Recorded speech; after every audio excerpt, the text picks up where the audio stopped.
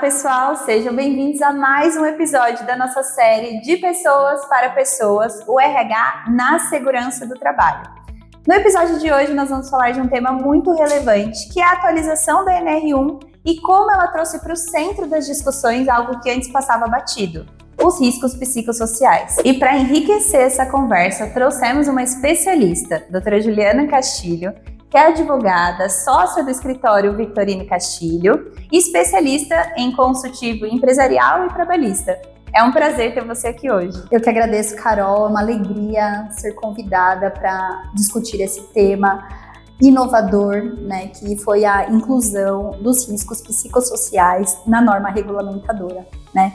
Esse assunto, ele precisa ser abordado, é um assunto muito precioso que envolve responsabilidade das empresas e afeta diretamente a vida, né, dos trabalhadores, a produtividade e tende a ser aí um bate-papo bastante produtivo. E para a gente começar, vamos situar quem está nos assistindo. A NR1 é a norma que fala sobre as disposições gerais de saúde e segurança no trabalho. E em sua última atualização, ela trouxe a obrigatoriedade de avaliar também os riscos psicossociais, como estresse, ansiedade, pressão excessiva, assédio moral e até algumas questões sobre clima organizacional. Doutora, do ponto de vista jurídico, o que significa trazer riscos psicossociais para a norma? Bom, Carol, em relação à objetividade do risco psicossocial ser incluído na norma, né, significa dizer que a empresa ela não pode mais permitir que esse assunto seja tratado como algo externo, como algo que não faz parte do ambiente profissional, tá? A empresa ela precisa entender que riscos psicossociais existem ali dentro da sua organização, relacionar quais seriam esses riscos, né, juntamente com a equipe do SESMIT, mas entender que existe um papel de responsabilidade da empresa ao entorno desse assunto. E quando trazemos isso para dentro do RH, ele se reflete em rotinas que a gente já vivencia, como funcionários adoecendo por estresse, falta de suporte da liderança, e tudo isso, quando não observado, impacta, claro, no risco jurídico para a empresa, mas muito mais na produtividade, engajamento e na retenção de pessoas. Exatamente. É nesse cenário que é importante observar que o RH ele passa a ser um protagonista de implementar essas medidas preventivas, né? Ao chegar uma denúncia para o departamento de recursos humanos,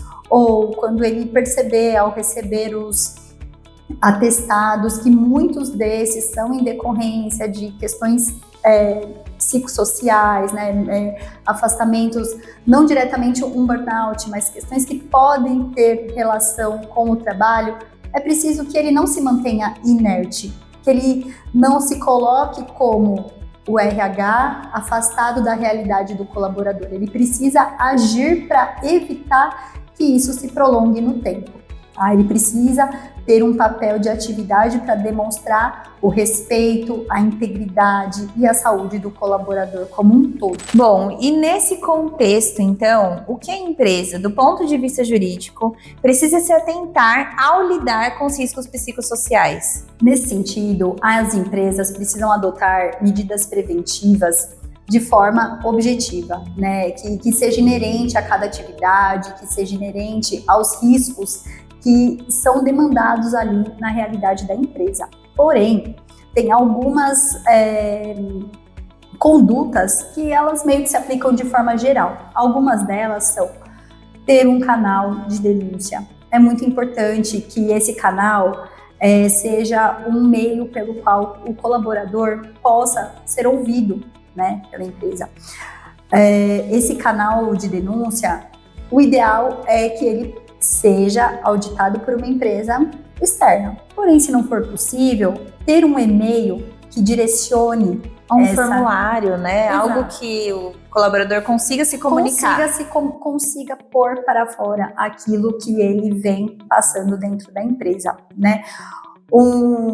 Nesse contexto também, a empresa precisa ter uma política de tratamento dessas denúncias, dessas reclamações, dessas situações que surjam para o RH, tá? Então o RH tem como medida também implementar essas políticas de tratamento dessas denúncias, para que quando chegue ao RH não seja a pessoa que vai tomar a decisão, porém é a política que está sendo implementada em cada caso como se deve. Uma outra situação também é colocar de forma bastante abrangente nos laudos as medidas que serão adotadas pela empresa. Por último, e não menos importante, envolver sempre SESMIT, jurídico e RH de forma integrada, né? Ouvir o colaborador, ouvir as lideranças, né? E todas as medidas serem tomadas de forma integrada, né? Respeitando o colaborador, respeitando as políticas internas que foram criadas, os regulamentos, basicamente seriam esses o ponto de partida aí para as empresas na prevenção dos riscos psicossociais. E é muito interessante que com a entrada dos riscos psicossociais acendeu ainda mais a importância do protagonismo do RH, né? Então o RH, todas essas questões que foram abordadas até aqui já deveriam fazer parte de uma rotina do RH. Olhar para suas pessoas, ter pesquisas de clima, efetivamente escutar o que está acontecendo dentro da empresa é fundamental para a gente evitar problemas futuros e agora ainda mais. É isso mesmo, Carol. E além de ter essa conduta preventiva na elaboração destes documentos, é muito importante documentar, né? Do ponto de vista jurídico, é importante que você demonstre também boa fé, porque você, ao elaborar esses documentos, essas pesquisas, toda essa escuta em relação ao colaborador, ao documentá-las, né, de forma efetiva, alinhada aos laudos da empresa, a toda a política interna, você demonstra sua boa-fé, demonstra que documentos não estão lá só por estar, né, que de fato existe uma preocupação com a integridade do colaborador. Isso é muito importante para a valorização e para o engajamento e para as questões que se referem a todo o clima da organização como um todo. Com certeza. E agora falando de consequências, a gente falou muito dessa prevenção, protagonismo do RH, desse olhar integrado entre SESMIT, jurídico e RH, mas quais são as consequências se tudo isso não acontecer? Quando a empresa não age de forma preventiva, o risco psicossocial ele é muito paralelo, é muito equivalente ao risco físico, né, ao acidente do trabalho como um todo, né? A consequência, quando a gente olha para um acidente ocupacional, para a doença ocupacional, né? Ao retornar de um afastamento, o colaborador pode ter a estabilidade de 12 meses, né? Num clima que às vezes já é péssimo, né? Que não foi devidamente tratado, né? Tem o recolhimento do FGTS devido por todo o período do afastamento, tem a incidência de uma majoração na sua alíquota FAP, né, que todo acidente do trabalho ele tem a incidência reportada ali, né, e aí acaba tendo uma majoração nos seus tributos. Em relação também a algumas convenções coletivas, os sindicatos determinam que haja um complemento salarial durante o período de afastamento de determinados colaboradores. Então, assim, existem N consequências para a empresa.